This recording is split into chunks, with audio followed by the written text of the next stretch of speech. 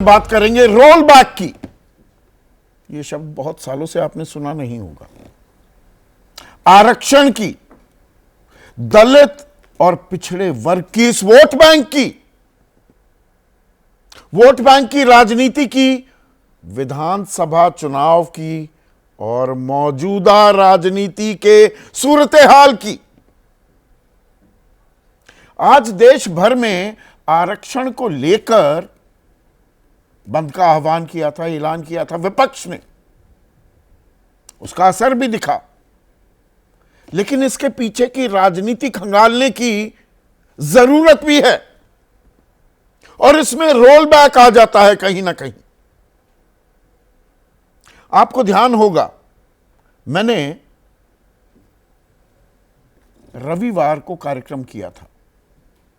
कार्यक्रम था lateral entry, 45 सीटें, संयुक्त सचिव, निदेशक और उप सचिव पदों के लिए जो सीधी नियुक्ति, यूपीएससी ने विज्ञापन दिया। और ये जो 45 एंट्री होनी थी, इसमें आरक्षण की कोई दरकार नहीं। इसको लेकर सवाल उठे, विपक्ष ने हंगामा मचाया कि संघ लोक सेवा आयोग राष्ट्रीय स्वयंसेवक संघ बन गया है, आरक्षण विरोधी हो गई है। बीजेपी नागपुरिया मॉडल बता दिया इसे। लालू प्रसाद यादव ने 2 अक्टूबर को आंदोलन का ऐलान कर दिया था। अखिलेश यादव ने, बीजेपी का असल चेहरा सामने आ गया। यह बात और है, 2018 से यह कानून था। 63 नियुक्तियां पहले हो चुकी थी। कांग्रेस को, विपक्ष को तब कोई फर्क नहीं पड़ा, कोई हल्ला नहीं काटा। पर राजनीति में टाइमिंग बड़ी एसेंशियल हो जाती है, बड़ी अहमियत रखती है। उससे ही एक दिन पहले दरअसल इलाहाबाद हाई कोर्ट की लखनऊ बेंच का एक फैसला आया था, जिसमें उत्तर प्रदेश में 69,000 सहायक शिक्षक जो भर्ती हुए थे और उस भर्ती में छात्र 4.5 साल से आंदोलित थे कि उनकी उस 19,000 सीटें जो दरअसल दलितों को और पिछड़ों को मिलनी चाहिए थी, वो मार ली गई है। नई मेरिट लिस्ट जारी करने का आदेश दे दिया, पुरानी मेरिट लिस्ट को खारिज कर दिया इलाहाबाद हाई कोर्ट की लखनऊ बेंच ने। तो आरक्षण पर सरकार जहां गिर रही थी, उस पर तालियां बजाई खुद केशव प्रसाद मौर्य ने कि अब इंसाफ मिलेगा दलितों को और पिछड़ों को। अरे फैसला सरकार का था, वो इम्तिहान कराए थे यूपी सरकार ने, योगी सरकार ने, जिस सरकार में वो खुद उप मुख्यमंत्री हैं। तो आरक्षण फिर से एक बड़ा मुद्दा बनता दिख रहा है, जो लोकसभा चुनाव में बनाने की कोशिश की थी और डिविडेंड्स भी मिले थे विपक्ष को कि ये 400 पार का नारा, ये संविधान को बदल देंगे, आरक्षण की व्यवस्था खत्म कर देंगे। तो इसीलिए प्रधानमंत्री मोदी को सीधे इंटरवीन करना पड़ा और प्रधानमंत्री मोदी के आदेश पर, यह मैं नहीं, जितेंद्र सिंह जो संबंधित मंत्री हैं, उन्होंने कहा, प्रधानमंत्री ने कहा आरक्षण के साथ कोई छेड़छाड़ नहीं होनी चाहिए। तो भाई ये तो 6 साल पहले की थी आपने। और ये विज्ञापन क्यों आया? क्या सरकार को left hand doesn't know what the right hand is doing? पर यह भी राजनीति का एक पहलू है। कई बार चीजें उल्टी ही पड़ती हुई दिखाई देती हैं। अच्छी मंशा भी हो, भाई विशेषज्ञ आने चाहिए, उसमें कोई बड़ी दिक्कत की बात नहीं है। पर इसमें अब देखिए, सरकार दबाव में आई ना, 2 ही दिन के अंदर आपको फैसला पलटना पड़ गया। और ये 10 साल में कभी नहीं हुआ था। और ये बात सिर्फ आरक्षण को लेकर, लैटरल एंट्री को लेकर नहीं, अग्निवीर पर भी बवाल कटा बजट सत्र में और सरकार को आनन फानन में यह आश्वासन, भरोसा देते हुए दिखाई देना पड़ा। और तमाम बीजेपी शासित जो राज्य हैं, वो 10-10% कोटे की बात करने लगे। उससे पहले इंडेक्सेशन, महंगाई दर जो प्रॉपर्टी में पहले आंकी जाती थी और टैक्स की इंप्लीकेशंस होती थी, इंडेक्सेशन को निर्मला सीतारमण ने खत्म किया और आवाज अंदर से ही उठी। नितिन गडकरी ने कहा, भैया ये क्या कर रहे हो, आम आदमी पिस जाएगा। वो सपनों का घर बनाता है, उसकी कीमत भी आंकता रहता है, उसको तो झटका लगेगा, 60-70 लाख रुपए का टैक्स देना पड़ेगा। तो वो फैसला भी वापस लेना पड़ा। उससे पहले ब्रॉडकास्ट बिल, इसका मसौदा 10 नवंबर 2023 को पिछली सरकार में 17वीं लोकसभा जब थी, तब मसौदा सार्वजनिक भी कर दिया गया था। लेकिन सूचना और प्रसारण मंत्रालय ने यह वापस ले लिया। ब्रॉडकास्ट बिल, इसमें यूट्यूबर्स जो थे, सोशल मीडिया वालों की दिल की धड़कनें बढ़ी हुई थी कि ये तो हमसे भी सारे सवाल जवाब मांगे जाएंगे, कोई भी अदालत में हमारे खिलाफ कोई मामला दर्ज कर सकता है। और आजकल broadcast media, main stream media और सोशल मीडिया में भी जबरदस्त टक्कर चल रही है, भरोसे को लेकर, विश्वसनीयता को लेकर। पूरी जिम्मेदारी से मैं ये बात कह रहा हूं, मैं ब्रॉडकास्ट मीडिया का हिस्सा हूं और मैं ये गर्व से कहता हूं। पर विश्वसनीयता, भरोसा, क्रेडिबिलिटी, टीआरपी, वो तो सिर्फ एक आंकड़ा होता है। रिस्पेक्ट, रिलायबिलिटी किसकी ज्यादा है, ये अहम है। खैर, मैं थोड़ा विषयांतर होने लगा। वक्फ बोर्ड, वक्फ संशोधन बिल, यह लोकसभा में पेश किया गया। 8 अगस्त को सरकार ने पेश किया और बाद में जॉइंट पैनल को भेज दिया गया। 5-5 चीजें सरकार पिछले 10-12 दिनों में, 15 दिनों में पीछे हटती दिखी है। 10 साल में ऐसा नहीं हुआ। इसमें दरअसल कहानी क्या राजनीति की छुपी हुई है, मौजूदा सूरत हाल। एनडीए 3.0 सरकार बनी है, यह मोदी 3.0 नहीं है। पर क्या सरकार यह भी दिखाना चाहती है, खास बीजेपी, खास प्रधानमंत्री नरेंद्र मोदी और बीजेपी के मुख्य रणनीतिकार, उनके चाणक्य अमित शाह, की we are totally in control. और उस कंट्रोल के लिए जो नतीजे आए वो तो आ गए। 370 पार नहीं हुई बीजेपी, एनडीए 400 पार नहीं हुआ, बीजेपी 240 पर सिमटी। पर 240 लगातार तीसरी बार प्रधानमंत्री बने नरेंद्र मोदी, इस बात को नजरअंदाज नहीं किया जा सकता। कांग्रेस ट्रिपल डिजिट्स में नहीं आ पाई, पर they are punching way above their weight और सरकार को भी रिस्पॉन्ड करना पड़ रहा है। और ऐसे में अब अग्नि परीक्षा 4 राज्यों में होने वाले विधानसभा चुनाव पर आकर अटक जाती है क्या? जम्मू कश्मीर, झारखंड, महाराष्ट्र और हरियाणा, और इसमें महाराष्ट्र और हरियाणा राजनीतिक लिहाज से ज्यादा अहम हो जाते हैं क्या? और यहीं पर आरक्षण की गूंज कितनी है, नफा और नुकसान वहां पर अटका हुआ है क्या? और उसके अंदर दलित और पिछड़ा वोट बैंक साधने की एक लड़ाई भी हो रही है क्या? खेल वहां आकर अटक गया है क्या? बीजेपी ने एक सतरंगी, एक रेनबो कोएलिशन बनाई थी, कदमताल हो रही थी कमंडल की और मंडल की,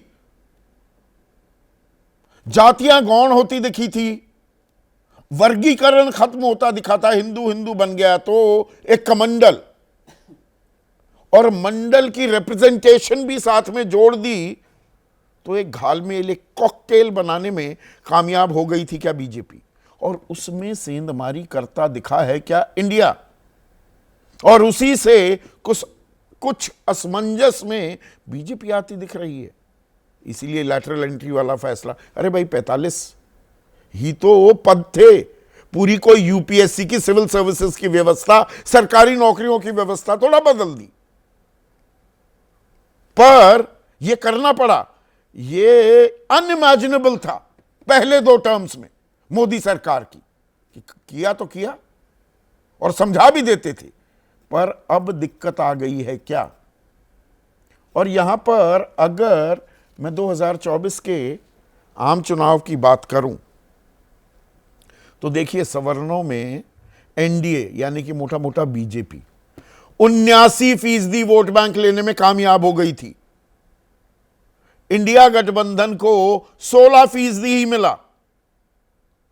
यादवों में इंडिया को 82% मिला और एनडीए को सिर्फ 15। और यादवों में जबरदस्त सेंधमारी भी की थी बीजेपी ने। खास मैं बिहार और उत्तर प्रदेश की बात कर रहा हूं। तस्वीर पलटी। कुर्मी और केवरी 34%। आप कहेंगे 34% क्या होता है, 1/3 तो आया। अरे भाई 20% से नीचे यह आंकड़ा था। बाकी पिछड़े दल जो हैं उसमें भी 34% पर आ गया इंडिया। 59% के साथ एनडीए आगे रहा। जाटवों में इंडिया को 25% वोट मिले, एनडीए को 24%। और नॉन जाटव में 56% वोट गए इंडिया के पास,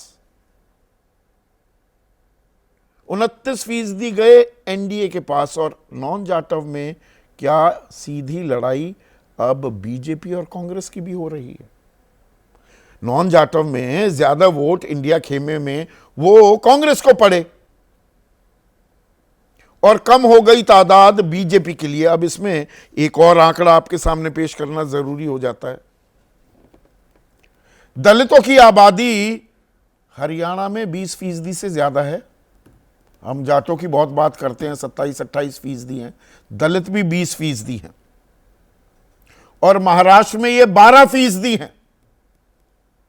जबकि अनुसूचित जनजाति आदिवासी की बात करें तो ये महाराष्ट्र में 9% है। ये छोटा आंकड़ा नहीं होता है।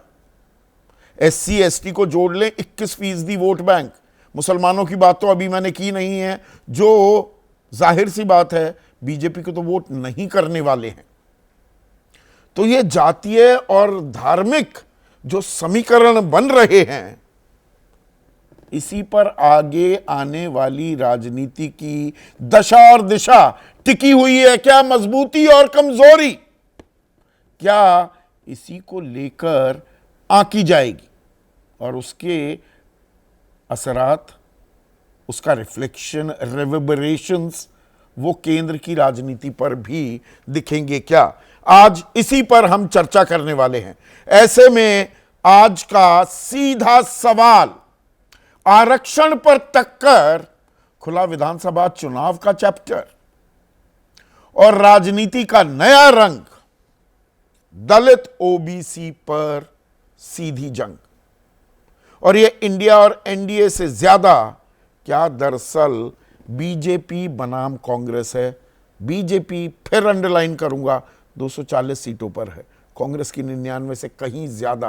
पर अब ताकत का आकलन, जोर आजमाइश एक बार फिर हो रही है क्या विजय? और इसीलिए लेटरल एंट्री 45 सीटें थी, 63 हो गई थी, किसी को कानो कान खबर नहीं हुई, कभी वो राजनीतिक मुद्दा नहीं बना। और यहां पर विपक्ष ने ऐसा घेरा कि थोड़ी सकपकाती भी दिखी है बीजेपी।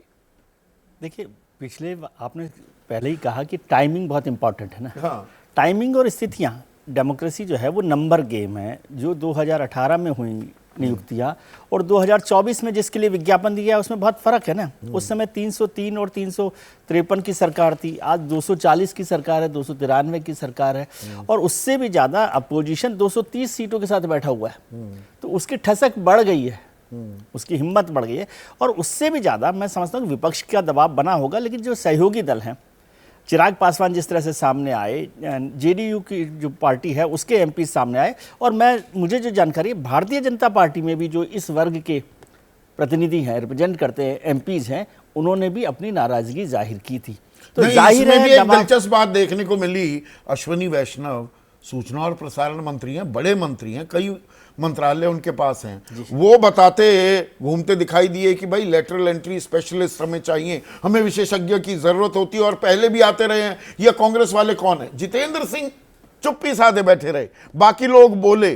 जितेंद्र सिंह आकर क्या बोलते हैं? प्रधानमंत्री नरेंद्र मोदी ने दृढ़ निश्चय किया है कि संविधान में दिए गए समानता के अधिकार के तहत ही लैटरल एंट्री वाली भर्ती होनी चाहिए। तो भाई वो सुजाता चतुर्वेदी जो एडिशनल सेक्रेटरी थी डीओपीटी की, 29 नवंबर 2018 को चिट्ठी भेज दी सचिव लोक संघ सेवा आयोग को, अपने आप ही भेज दी थी, सरकार को पता नहीं लगा। सचिव तो चिट्ठी लिखते हैं ना, नहीं, किसी के अपने आदेश आप पे लिख दी। डिक्टेट करते हैं ना। हाँ। कोई डिक्टेट कर रहा है, सरकार डिक्टेट, वही तो मैं कह रहा हूँ कि टाइमिंग को तो आप देखिए ना कि भाई किस तरह का टाइमिंग 2018-19 में था और आज किस तरह का है। तो वो जो सरकार का मसला है कि क्या उनके सहयोगी दल, क्या पार्टी, और पार्टी में भी पिछली वाली लोकसभा में ये इतनी हिम्मत नहीं थी कि कोई इस पर सरकार के फैसले पर सवाल खड़ा करे। हाँ, आज पार्टी के अंदर भी यदि लोग सवाल खड़ा कर रहे हैं, अभी आप यूपी का जिक्र कर रहे थे, खुद उप मुख्यमंत्री ने चिट्ठी लिख दी थी मुख्यमंत्री जी को। ये जो 69,000 भर्तियां हैं, हाँ। उस पर उन्होंने खुद ने चिट्ठी लिखी थी। तो अब वक्त बदल रहा है, लोग जो है अपनी आवाज को रखना चाहते हैं। और इसको यदि नेगेटिव तरीके से आप देखते हैं तो रोल बैक कह सकते हैं, पॉजिटिव तरीके से देखते हैं तो कह सकते हैं सरकार सुन रही है। नहीं, नजूल को लेकर भी अगर हम नजूल उत्तर को प्रदेश लेकर की भी। बात करें, लोग ये भूल जाते हैं कि 5 मार्च इसी साल एक अध्यादेश लेकर आए थे, जी। उसी को आगे बढ़ाकर बढ़ाया। बिल ला रहे हैं और बिल को वापस लेना पड़ गया क्योंकि प्रदेश के अध्यक्ष भूपेंद्र चौधरी विधान परिषद में जाकर कहते हैं भाई नहीं, ये तो गलत हो गया। वो बीजेपी अध्यक्ष है। बीजेपी अध्यक्ष। हाँ, तो इसलिए मैंने कहा कि पार्टी के अंदर भी जब वॉइसेज हो, डिफरेंट वॉइसेज हो, तो उसका दबाव भी सरकार पर रहता है। और मैं इसको डेमोक्रेसी में बेहतर भी मानता हूँ। रोल बैक कह सकते हैं आप आलोचना के लिए, लेकिन यदि सरकार अपने लोगों की, अपने सहयोगियों की, और मान लीजिए विपक्ष की भी बात सुन रही है, तो इसमें कोई बुराई की बात नहीं। बड़ी तस्वीर इसमें आरक्षण की आती है ना, कमजोर नब्ज है, बहुत बार जली है बीजेपी, दूध का जला छाछ भी फूंक फूंक कर पीता है, पर कहीं ना कहीं वो होता है ना कि कुछ वक्त ऐसे भी आते हैं कि अच्छे से अच्छे फैसले भी आप पर भारी पड़ जाते हैं। बिल्कुल, कुछ उस दौर से गुजर रही है। बिल्कुल उसी दौर से गुजर रही है। आप ठीक कह रहे हैं कि अभी जो भी फैसला कर रहे हैं उस पर बहुत सारी बातें हो रही है। जैसे वक्फ को लेकर भी हुआ, वक्फ को लेकर जेपीसी को देना पड़ा, वो भी एक दबाव इस तरह से बना। और ये जो आप लेटरल एंट्री की बात करते हैं तो स्पेशलिस्ट की बात कर रहे हैं, लेकिन मैं इससे सहमत नहीं हूँ, क्योंकि मैं समझता हूँ कि आप 45 लोगों को कर रहे हैं, ये आपका एक अपर कास्ट माइंडसेट है। जब आप ये बात करते हैं ना कि स्पेशलिस्ट हम लेना चाह रहे हैं, तो क्या पिछड़ों में, दलित में, ओबीसी आपने में, अच्छा किया। नहीं। उसमें जो लाइन है ना 29 नवंबर 2018 सुजाता चतुर्वेदी जो यूपीएससी के सेक्रेटरी को लिखती हैं, उसमें वो कहती हैं इफ एससी, एसटी और OBC candidates are found suitable they can also be considered. If they can be found suitable मतलब वो अनसूटेबल होते हैं। तो ये भी तो अपर कास्ट माइंडसेट हुआ। एग्जैक्टली, मैं इसीलिए आपने वो बात कही तो मैंने कहा ये बात भी थोड़ा फिर से पब्लिक डोमेन में लाई जाए। आपने जिस तरह से डिजाइन किया कि हर विभाग के एक विभाग में एक पद है, तो रिजर्वेशन नहीं हो सकता जो पॉलिसी आपने बना रखी है। लेकिन यदि 45 पदों को एक साथ लिया जाता और फिर सरकार तय करती तो उसमें आपको इक्का पद होता तो चल जाता है। हाँ, तो अब भाई ये थोड़ा है कि आपकी टांगे दलित की होंगी या धड़ा आपका दलित का होगा, टांगे आपकी सवर्ण की होंगी। एक ही आदमी की पोस्ट है। तो इस माइंडसेट के मैं खिलाफ हूं कि आप कहते हैं कि नहीं, आप इस पर बहस करते हैं तो उसी पर तो राजनीति आकर टिक गई है क्या? हाँ, तो वही राजनीति आ गई और अब वो दबाव में है। और फिर एक तो रोज रोज चुनाव आप करवाते हैं, हरियाणा में चुनाव हो रहा है, महाराष्ट्र में चुनाव हो रहा है, जहां पर इन दोनों जातियों मतलब समुदायों का बड़ा असर पड़ने वाला है, हरियाणा में भी और महाराष्ट्र में भी। तो इसलिए भी जरूरी है कि सरकार अपने फैसले पर वापस करे। और प्रधानमंत्री जी ने उस पर, जितेंद्र सिंह जी ने जैसे लिखा है कि प्रधानमंत्री जी ने दखल दिया, तो ये एक पूरी इमेज बिल्डिंग का भी काम है कि भाई भारतीय जनता पार्टी, आप सोचिए इसको केवल पदों से मत जोड़िए। पिछले 6 महीने साल भर में क्या हुआ है कि बीजेपी के खिलाफ एक इमेज बनती जा रही है कि वो एंटी आरक्षण है, एंटी रिजर्वेशन है। वो जातिगत आरक्षण पर भी विपक्ष ने जैसे नैरेटिव बनाया, जिससे बीजेपी ने कहा भाई फेक नैरेटिव बनाया संविधान बदलने का, जातिगत आरक्षण को खत्म करने का, तो वो उस इमेज से लड़ रही है बीजेपी, चाहे वो नैरेटिव उस है इमेज से लड़ रही है। पर आप भी नए नियो कन्वर्ट्स है ना। कांग्रेस की अगर मैं बात करूं, पंकज शर्मा, तो यहां पर जितेंद्र सिंह ने एक और बात लिखी है अपनी चिट्ठी जो उन्होंने जारी की। सैद्धांतिक तौर पर 2005 में लैटरल एंट्री का प्रस्ताव आया था, तब वीरप्पा मोइली के नेतृत्व में एक प्रशासनिक सुधार आयोग बना था जिसमें ऐसी सिफारिशें की गई थी, जिसके बाद 2013 में छठे वेतन आयोग की सिफारिशों में इसी दिशा की ओर कदम भी उठाए गए। वैसे तो ये 1968 का मामला है, पर 2018 के बाद भी कांग्रेस को तब सुध नहीं ली, तब याद नहीं आया अरे भाई ये क्या हो रहा है। बस ये मौका है तो चौका मारने के लिए निकल पड़ी कांग्रेस। लेटरल एंट्री क्या के पीछे जो मंशा है उस पर कांग्रेस ने तब भी सवाल उठाया था। लेटरल एंट्री हो न हो इस पर बहस हो सकती है, वो अच्छी बात है, प्रतिभाएं आए, लेकिन उसके पीछे मंशा क्या है? जिस तरह पिछले 10 साल में चुन चुन कर हर जगह पर प्रशासन में, शासन में राष्ट्रीय स्वयंसेवक संघ के लोगों को बैठाया गया है, वो इस लेटरल एंट्री के पीछे की मंशा थी। अब जो 63 लोग लेटरल एंट्री के जरिए आए हैं, उसमें से आधे से ज्यादा प्राइवेट सेक्टर से आए हैं, और बाकी जो करीब आधे आए हैं वो कौन लोग हैं, इस पर भी बहस होनी चाहिए। नहीं, जो ये प्राइवेट की क्यों सेक्टर से नहीं? लिए गए हैं, कांग्रेस ने तो ये सवाल कभी उठाया नहीं 6 साल में। कब उठाया ये सवाल? ये तो 45 पर अब सवाल उठा। ये सवाल तो शनिवार को उठा। पिछली बार जब 31 लोगों को लेटरल एंट्री के थ्रू लाया गया था, तब भी कांग्रेस ने इस पर प्रश्न उठाया था। लेटरल एंट्री के सिद्धांत पर प्रश्न नहीं उठाया था, लेकिन इस लेटरल एंट्री के जरिए आप किन लोगों को लाना चाहते हैं और इसके पीछे आपकी मंशा क्या है, उस पर सवाल तब भी उठाए गए थे संदीप जी। और इस बार चूंकि 45 लोगों को इस तरह से एकाएक लाने की बात हुई, और अगले अगले 5 महीनों में 5 प्रदेशों में चुनाव होने वाले हैं, और 619 विधानसभा क्षेत्रों में चुनाव होंगे इन 5 महीनों में, 5 राज्यों के। तो 619 विधानसभा क्षेत्रों का की जो सामाजिक संरचना है, उसका जो गठन है, वो इस तरह का है कि इस बार शायद विपक्ष ने इस सवाल को और ज्यादा तेजी से और दूसरे रूप में मैंने नियो कन्वर्ट शब्द ऐसे ही यूं ही इस्तेमाल नहीं किया। अब वो तो मैं क्या बोलूं, प्रधानमंत्री ने भी इस बात का जिक्र किया है सदन के पटल पर कि आरक्षण को लेकर पंडित नेहरू की भी सोच क्या थी। काका कालेलकर आयोग आया, उस आयोग का क्या किया? मंडल आयोग की रिपोर्ट पूरा 80 के दशक ऐसे ही फाइलों में दबी रही, कहीं ठंडे बस्ते में पड़ी रही, उसका आपने कभी इस्तेमाल नहीं किया। तो कांग्रेस आज जब आरक्षण की पैरवी करती है या समर्थक बनती दिखाई देती है, तो ये चुनावी फायदे के लिए ही कर रही है विशुद्ध, ऐसा क्यों ना माना जाए? तो भारतीय जनता पार्टी और काहे के लिए कर रही है? कोई भी अच्छा, राजनीतिक तो मतलब दल- राजनीतिक फायदा लिया जा रहा है।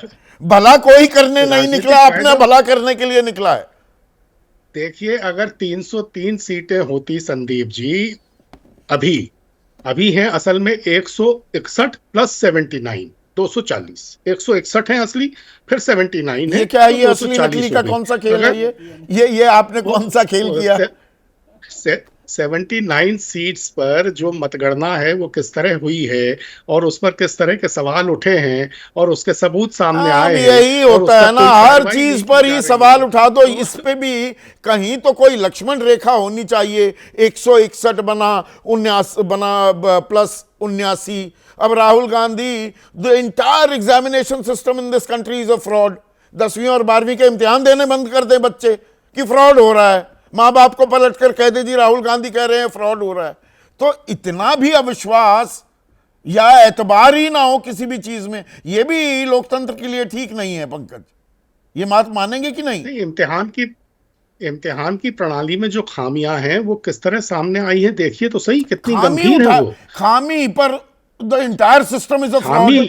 हाँ, तो एक तरह से इम्तिहान की प्रणाली पर इस तरह के गंभीर प्रश्न खड़े हुए हैं कि वो घोटाले की श्रेणी में आ रहा है, और पूरे देश के विद्यार्थी ये कह रहे हैं कि ये हो क्या रहा है, बार बार पर्चा लीक होना, और इस तरह से उसके बहाने पर चुनावी इम्तिहानों को फायदे रद्द के करना। लिए ही ये समर्थन किया जा रहा है, ये बात तो आप मान रहे हैं ना? 10 वर्षों में चुनावी फायदे के लिए तमाम तरह के प्रपंच रचने का जो काम भारतीय जनता पार्टी ने शुरू किया, उससे पूरे देश में एक ऐसा राजनीतिक माहौल अगर बन गया है, तो ये सोचने की बात है कि हर राजनीतिक दल हर मुद्दे का राजनीतिकरण करके उसका चुनाव में फायदा उठाने की कोशिश क्यों कर रहा है, और इसकी शुरुआत कैसे हुई, और इन 10 वर्षों में वो कितनी त्वरा से, कितनी तेजी से तो आगे मतलब बढ़ा है। आपका इसके लिए सीधा कौन लोग लॉजिक ये है, जिम्मेदार भाई हैं? बीजेपी करती है तो अब कांग्रेस भी कर रही है। ऐसे में अभिज्ञान, थोड़ा सा पानी की भी जरूरत है आपको? हाँ, आप पानी भी ले बहुत देर से लीजिए, मांग नहीं रहा तो था। बीच कोई दिक्कत में नहीं, आप प्लीज। गला भी अटकेगा। इतने में सवाल जो आपसे पूछ रहा हूं, आरक्षण अब सेंट्रल थीम बन गया है क्या आने वाले चुनावों का? ये बात तय हो गई है? बहुत अच्छा सवाल है, क्योंकि ये ऑलमोस्ट अगर सेकंड हाफ आप देखें पिछले लोकसभा का, तो उसमें ये ठोक कर तय हो गया था कि बहुत सी आगे की राजनीति, मेरे लिए कम से कम अगले 2 से 3 साल की राजनीति इसी पर होगी और तय की जाएगी। और कांग्रेस अपने बेहतरी को देखते हुए, बहुत देर से मैं आपको कमेंट सुन रहा हूं कांग्रेस पे, कांग्रेस इसको लेकर पहले से कहीं ज्यादा अग्रेसिव हुई है। 10 साल बीजेपी का पीरियड था जहां बीजेपी ने बड़ी खूबसूरती से, सियासी खूबसूरती से इसको अपने हक में लिया। अब वो अपना प्लॉट लूज कर गई, अपनी मतलब वो ग्रिप जो लूज एक कर वो गई। चालू वो भाषा में अपॉर्चुनिटी एक वो खुली कहावत है कांग्रेस ना के कि लिए। जब बुरा वक्त आता है या टाइमिंग ठीक नहीं हो रही होती, हाथी पर भी बैठे हैं तो कुत्ता काट लेगा। सही बात। तो बीजेपी ने, अब जैसे यूपी का सबसे बड़ा एग्जाम्पल है ना, मैं तो 50 बार इसको लिख भी चुका हूं कि भाई उन्होंने अपने हिंदुत्व का बैकवर्डीकरण किया, ठीक है, और वहीं से जो है वो बैकवर्ड हिंदू बन गया और बीजेपी एकदम से चमत्कार की तरह राइज कर गई 2014 ऑनवर्ड्स। अब ये सारे इक्वेशंस उसके इस बार चेंज हो गए, कुछ चेंज हुए, अब ये टूट दलित गए, कुछ ओबीसी की दिखाए गए। लड़ाई आ गई है, आरक्षण का सीधा जुड़ाव जाति से भी हो गया है। बिल्कुल सीधा, बिल्कुल सीधा। और ये और इंटेंसिफाई करेगा, इसलिए करेगा क्योंकि ये पॉकेटेड पॉलिटिक्स होगी। हर जाति उसका एक इलाका होता है, हर जाति उसके एक उस इलाके की राजनीति होती है।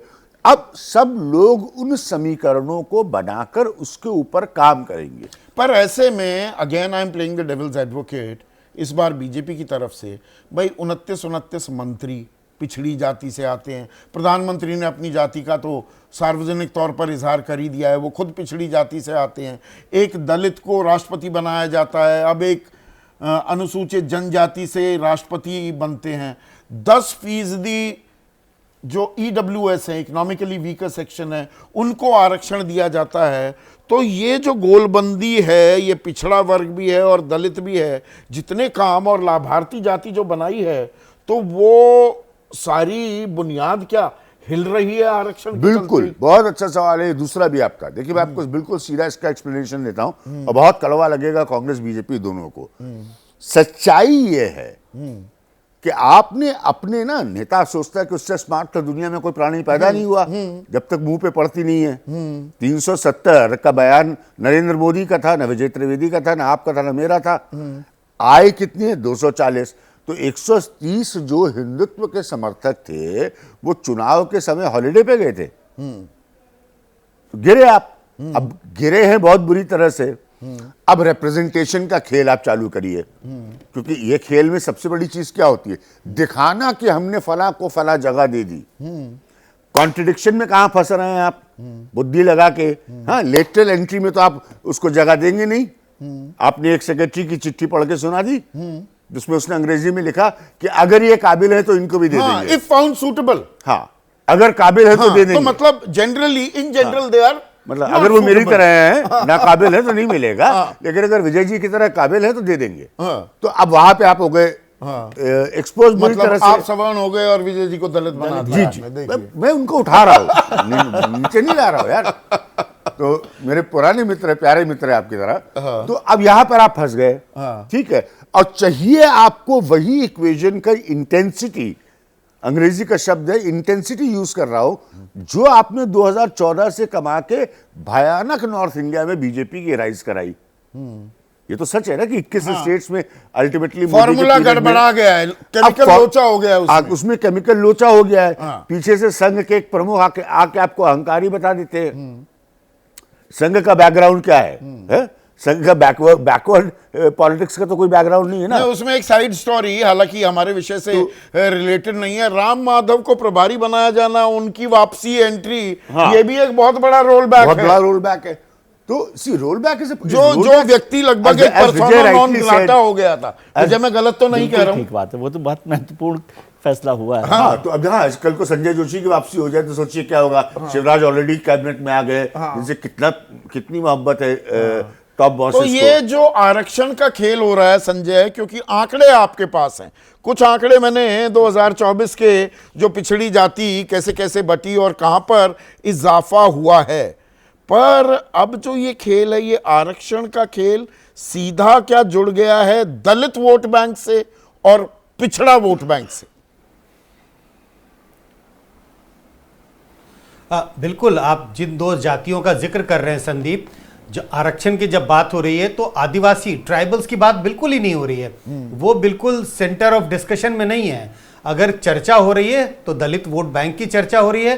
हालांकि आपको ध्यान होगा सुप्रीम कोर्ट का जो हाल ही में जो एक तरह से बयान आया, निर्देश आया, हाँ। जिसमें यह कहा गया कि क्रीमी लेयर का प्रावधान एससी और एसटी दोनों में होना चाहिए, लेकिन एसटी ट्राइबल्स पे कोई डिस्कशन नहीं है। वो बिल्कुल एक तरह से उस पर कोई चर्चा नहीं हो रही है। जब जब आरक्षण के प्रावधानों की चर्चा या उसमें छेड़छाड़ या उसमें वृद्धि, नफा नुकसान करने की बात होती है तो दो समुदायों का जिक्र होता है, दलितों का और ओबीसी का। और आज ओबीसी में अब चर्चा इस बात की होने लगी है, अपर ओबीसी और लोअर ओबीसी। तो बिल्कुल मैं आपकी बात से सहमत हूं। आरक्षण की जब चर्चा होती है तो चेहरे किसके सामने होते हैं? दलितों के और ओबीसी के। नहीं, उसमें भी जो सुप्रीम कोर्ट का ऑर्डर है उसमें तो सरकार का कोई लेना देना नहीं। अब यहाँ पर मीठा मीठा गप गप कड़वा कड़वा थू थू का भी हम लॉजिक नहीं लगा सकते, पर मल्लिकार्जुन खड़गे कांग्रेस के राष्ट्रीय अध्यक्ष ने वो फैसले पर भी अपनी राजनीति चमका ली कि नहीं नहीं ये बहुत गलत है, ये तो दलितों का हक मारा जाएगा, ये ऐसे क्यों, क्रीमी लेयर आप दलितों में कैसे ला सकते हैं? दशकों, सेंचुरीज, शताब्दियों तक जिसको सताया गया, दबाया गया, आप इतना जल्दी कैसे बदल सकते हैं? वहां पर भी फ्रंट फुट पर कांग्रेस आती दिख रही है। नहीं, देखिए फ्रंट फुट पर आती दिख रही है, लेकिन चर्चाएं जिस ओर लोग कर रहे हैं या हम कर रहे हैं, मुझे लगता है राजनीति है इस पे। हाँ। क्योंकि अगर आप इस बात का समर्थन करते हैं कि हाँ भाई क्रीमी लेयर होना चाहिए, तो दलितों में विभाजन होगा। बिल्कुल जो होना क्रीमी चाहिए। लेयर के ऊपर चले जाएंगे, जो एक तरह के एक्सक्लूड हो जाएंगे, उसका वोट आपसे छिटक जाएगा और जो बाकी बचे हुए होंगे उनके वोट आपकी तरफ आने की गुंजाइश रहेगी। तो सवाल यह है कि अगर पार्टी दलित को एक वोट बैंक के रूप में देख रहे हैं, पार्टियां ये सोच रही हैं कि उनके वोट को साधना है, तो वो कोई समर्थन नहीं करेगा इस बात का, क्योंकि समर्थन करते ही आपको लगेगा कि दलित वोट पे विभाजन होगा, एक वर्ग आपके पक्ष में होगा और दूसरा वर्ग आपके खिलाफ होगा। संजय, जाटव नॉन जाटव मोटी मोटी दो कैटेगरीज हैं। मुझे जो दिलचस्प लगा, थोड़ा सा दर्शकों को ये समझाइए, 2024 में नॉन जाटव जो वोट था 56% इंडिया के पक्ष में जाता दिखा है, और इसमें ज्यादा पुट जाहिर सी बात है कांग्रेस की तरफ होगा। एनडीए के खाते में 29% ही गया है, और यही एक गेम चेंजर क्या महाराष्ट्र में साबित हो सकता है? महाराष्ट्र में कांग्रेस 13 सीट ले गई, बीजेपी 28 लड़ी, 9 पर रह गई, 48 में से 41 सीटें जीता था ना एनडीए पिछली बार। अदर पैनलिस्ट,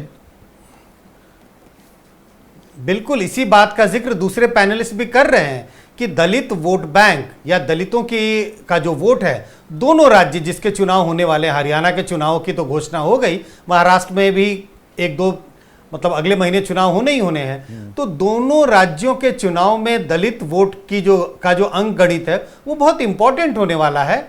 और पार्टियां ये कोशिश कर रही हैं कि एक पॉजिटिव सिग्नल कौन सी पार्टी दे सकती है, कौन करेगा क्या, कौन सी पार्टी दलितों के रियल पक्ष में है या नहीं है, इस पे कोई डिबेट नहीं है। अभी इस वक्त पार्टियों की कोशिश है कि आपको एक पॉजिटिव सिग्नल देना है, ये बताना है कि यही पार्टी है, हमारी पार्टी है जो दलितों के हितों की रक्षा कर रही है और उनके साथ खड़ी दिखाई पड़ती है, उनके आरक्षण के प्रावधानों की रक्षा उत्सुकता या आशंका किस वर्ग में ज्यादा दिख रही है? दलितों में ये आरक्षण के सवाल को लेकर जैसे राजनीति हो रही है, या पिछड़े वर्ग में? दोनों में। ये तो कह पाना बहुत मुश्किल है कि जैसे किसी बीमारी का कहते हैं ना कि भाई अगर आपको बुखार है तो अब वो किस वजह से है, 2-3 वजह हो सकती हैं, तो ये आकलन कर पाना मेरे लिए तो संभव नहीं है कि दोनों में ज्यादा उत्सुकता किसमें है। देखिए क्रीमी लेयर की अगर हम बात करें तो ओबीसी पे तो क्रीमी लेयर ऑलरेडी लागू है, तो उत्सुकता उनमें कम होगी। लेकिन अगर दलितों में क्रीमी लेयर लाने की बात हो रही है, चर्चा हुई है या शुरू हो रही है, तो जाहिर है उत्सुकता, क्यूरियोसिटी या आप कहें सस्पिशन, एंजाइटी, सारी चीजें दलितों पर ज्यादा लागू होंगी, क्योंकि ओबीसी में तो क्रीमी लेयर पहले से ही इसका प्रावधान और है। वो नाराजगी का इजहार किस पे करेगा? वो तो सत्ता पक्ष की तरफ नाराजगी जाएगी, जबकि फैसला अदालत का है, सुप्रीम कोर्ट का है। सत्ता पक्ष के भले ही बिल्कुल फैसला सुप्रीम कोर्ट का है, लेकिन यह स्वाभाविक है, सुप्रीम कोर्ट का फैसला है, सत्ता पक्ष का इससे कोई लेना देना हो या ना हो, लेकिन उन्हें लगेगा कि सत्ता पक्ष में इसके खिलाफ या इसके विपरीत ना तो कोई बयान दिया, ना इसको काटने की कोई कोशिश की, तो नाराजगी तो जाहिर है कि सत्ता पक्ष के ही खिलाफ होगा। और हिंदू बनकर वोट करे हिंदू समाज, अब वो दूर की कौड़ी हो गया है। या बीजेपी, देखिए बीजेपी ऐसा कलॉसल है और बीजेपी का संगठन इतना मजबूत है कि कभी भी अगर वो डिफेंसिव भी दिखते हैं या उनकी एक दो रणनीतियां फेल होती भी दिखती हैं तो उनको राइट ऑफ करना एट योर ओन पेरिल वाला काम हो जाता है। नहीं, अगर आप कोई भी पार्टी अगर उनको राइट ऑफ कर रही है तब बड़ी भूल होगी। अब 2024 के चुनावों की भी हम बहुत चर्चा करते हैं, ऐसा लगता है कई जगहों पर हमने मतलब चर्चाएं की, टीवी डिबेट या सेमिनार्स में, हर जगह ऐसा लगता है चर्चाएं ऐसी होती है जैसे कि बीजेपी चुनाव हार गई है। मैं हमेशा इस बात को कहता हूं आखिरी में, हकीकत यह है कि बीजेपी की सीटें कम हुई हैं, सरकार बीजेपी की है, सबसे बड़ी पार्टी बीजेपी है, 1.5 गुना से भी ज्यादा, दुगने से भी ज्यादा सीटें उनकी नजदीकी पार्टी की है, जो सबसे करीबी पार्टी है कांग्रेस उसकी है। तो अगर ये समझ रहे हैं विपक्ष की मिलाकर इंडिया गठबंधन की 240 सीटें नहीं है, हकीकत ये भी है ना। हाँ, तो बिल्कुल अगर ऐसा लगता है विपक्ष की पार्टियों को कि आप जातीय गोलबंदी के आधार पर बीजेपी को बिल्कुल खारिज कर देंगे, उसे हाशिए पे ला देंगे, मुझे लगता है भूल होगी। अभी ऐसी स्थिति नहीं आई है कि आप बीजेपी को राष्ट्रीय स्तर पर हाशिए पे ले आ दें। कुछ राज्यों में वो निश्चित रूप से फिसलते हुए एक सवाल मैं आप सबसे अंत में पूछूंगा, लेकिन जो ये जातियों का खेल है जिसमें दलित और पिछड़े वर्ग, ये कितने बड़े फैक्टर साबित होंगे? फैक्टर साबित हुए थे लोकसभा चुनाव में महाराष्ट्र में संदीप, तो जी निश्चित तौर पे बीजेपी और जो हम महायुति कहते हैं पटकनी देने में कामयाब रहा महा विकास अघाड़ी। अब क्या आकलन क्या और समीकरण क्या बन रहे हैं? देखिए संदीप, आपकी बात को आगे बढ़ाता हूं। जो आपने कहा था हाथी की बात, वो लगभग लगता है कि वैसी गलतियां बार बार हो रही। पिछले 2 दिन से बदलापुर पर लेकर महाराष्ट्र में घमासान है। जो गलती ममता बनर्जी ने की कलकत्ता में, वही गलती यहाँ सरकार कर रही है कि अब आंदोलनकारियों को और दूसरे का बलात्कार और दूसरे राज्यों में बलात्कार, यानी विषय समाप्त नहीं हो रहा। आरक्षण की भी मुश्किल वही हो रही महाराष्ट्र में कि आरक्षण का मुद्दा महाराष्ट्र में खत्म ही नहीं हो रहा। जब से मराठा आरक्षण की बात जरांगे पाटिल ने की, उसके बाद दलित आरक्षण का मुद्दा चल गया, तो इस तरह से आरक्षण का मुद्दा चुनाव में बना हुआ है। बल्कि बीजेपी के कुछ नेता आज मुझसे कह रहे थे कि जितना देर चुनाव कर रहे हैं उसमें ऐसा ना हो कि और नुकसान हो जाए। तो जो बीजेपी की जो सबसे कमजोर नस है महाराष्ट्र में कि जातिगत राजनीति ना हो, वो जातिगत राजनीति इस बार महाराष्ट्र में जो लोकसभा में हुआ, अब वो विधानसभा में साफ दिख रहा है कि मुद्दा सिर्फ जाति होगी, आरक्षण उसमें तड़का लगाएगा और बाकी मुद्दे उस पर सपोर्टिव नहीं, करेंगे। उसमें लाभार्थी जाति को दोबारा से लामबंद करने की कोशिश भी है क्या? लाडली बहना 1500 रुपए देना, अभी ये मालूम नहीं। देखिए भारत में हम 5वीं सबसे बड़ी अर्थव्यवस्था भले ही हैं, सबसे तेजी से विकास दर कर रहे हैं, लेकिन 1500 रुपये आम आदमी के घर में आ जाए वो उसे एक बड़ी रकम भी मानता है। तो क्या उस तरह से कुछ और देने, वो रेवड़ी बांटने का मन भी बना रहे हैं कि भाई झोंक दो पूरी ताकत, लाभार्थियों को लामबंद करो। और लाभार्थी क्या आरक्षण और जो ये गठजोड़ दलित जमा पिछड़ा वर्ग का बन रहा है उस पर हावी हो सकता है क्या? लड़ाई ये होने वाली है ना आने वाले 1-2 महीने में। वो कोशिश भाजपा और खासतौर पे एकनाथ शिंदे की तरफ से, एकनाथ शिंदे ठाणे के नेता रहे हैं और उनकी एक आदत है कि वो जो चुनाव लड़ते हैं बिल्कुल महानगर पालिका स्टाइल में लड़ते हैं कि जहां महानगर पालिका में जो होता है कि सब संसाधन झोंक दो और चुनाव जीतना है, उस अंदाज में वो हर चुनाव लड़ते हैं। तो सारे संसाधन झोंके जा रहे हैं, लेकिन मुश्किल इसमें हो रही कि एक तरफ सरकार दनादन घोषणाएं कर रही है, अकेले महिला ये जो पैसा बांटा जा रहा है, इससे पहले साल में 70,000 करोड़ रुपए का करीब करीब भार पड़ रहा है। तो उसके चलते बाकी सारी स्कीम जो विकास की थी वो ठप पड़ी जा रही है और तमाम बाकी योजनाओं पर असर पड़ रहा है। तो इसका एक निगेटिव इम्पैक्ट होगा। लेकिन ये जरूर है कि कांग्रेस के सुनील कोनुगोलू ने भी कहा है कि अभी से बहुत जल्दबाजी करना ठीक नहीं, सितंबर में हम एक सर्वे करेंगे, देखेंगे कि ये जो महिलाओं को जो बांटी जा रही है रेवड़ी, इसका असर क्या होगा। उसके बाद कांग्रेस दूसरी रणनीति बनाएगी, यानी खटाखट और फटाफट अब जो है आने वाला है महाराष्ट्र के चुनाव में भी लौट कर दोबारा खटाखट तो और लेकिन सबसे महत्वपूर्ण बात है संदीप भाई कि आखिरकार क्यों जाति की राजनीति का दुष्चक्र एक तरीके से महाराष्ट्र में टूट नहीं पा रहा, और ये जितना गहराएगा भाजपा को उसका उतना नुकसान। तो खटाखट फटाफट की राजनीति भी आएगी, पर ये जाति का कुचक्र आप कह रहे हैं। अब सभी से एडिटोरियल कमेंट्स में चाहूंगा आखिर में। विजय, हमने ये 2024 के लोकसभा चुनाव से पहले भी चर्चा की थी कि ये 90 का दौर, 90 की राजनीति का दौर तो नहीं आ गया है। मंडल बनाम कमंडल की राजनीति, अब तो कदम ताल की बात हो रही थी, पर तब आमने सामने थे। अब फिर से वही दौर आता दिख रहा है क्या? उसमें बदलाव होंगे, पर जो असरात हुए थे मंडल की राजनीति के, मतलब मैं आरक्षण की बात कर रहा हूं, राजनीतिक फिजा बदल गई थी। एक लालू आ गया था, मुलायम ताकतवर हो गए थे। जो इस्टेब्लिश पार्टीज थी, कांग्रेस बहुत सी जगह पर वो खत्म होती दिखाई दी, धीरे धीरे कमजोर हुई। क्या हम उसी ओर जा रहे हैं फिर से? मुझे लगता है उसी ओर जा रहे हैं, और माइक्रो लेवल पर जा रहे हैं। मंडल आरक्षण जब आया, मंडल का जब फैसला हुआ, तो वो एक मैक्रो लेवल पर था कि अपर कास्ट और ओबीसी को लेकर, या जो मंडल किस जातियां है उनके साथ। अब तो विद इन जो मंडल जातियां है उसके बीच में हो रहा है, और वो तो माइक्रो लेवल पर जा वो पहुंच रही है। 90 के दशक की राजनीति, प्लीज प्रिसाइज मुझे मैं 15 बिल्कुल सेकंड की वो चाहिए। प्रिसाइसली आपको बोलूंगा इसके ऊपर। Again I repeat, I have already written about it. तो बजाय हिंदुस्तान के आगे जाने के जातीयता के मामले में जो कड़वी सच्चाई है और आगे जाने के इतने प्रयोग किए गए हैं, ये चली गई है पीछे। जैसे कि सरकार के समय के और बहुत सारे निर्णय पीछे लेके गए, तो ये पीछे गई है और पीछे जाएगी और कॉम्प्लिकेट होगी, पीछे intensify जाएंगे होगी। हम, पर राजनीति में आगे आना है। पंकज, कैसे देखते हैं 90 के दशक वाली वो राजनीति का वो जो चक्कर घूमा था, वैसा ही घूमेगा? मैं बिल्कुल टोटल एग्जैक्ट कंपैरिजन की बात नहीं कर रहा हूं।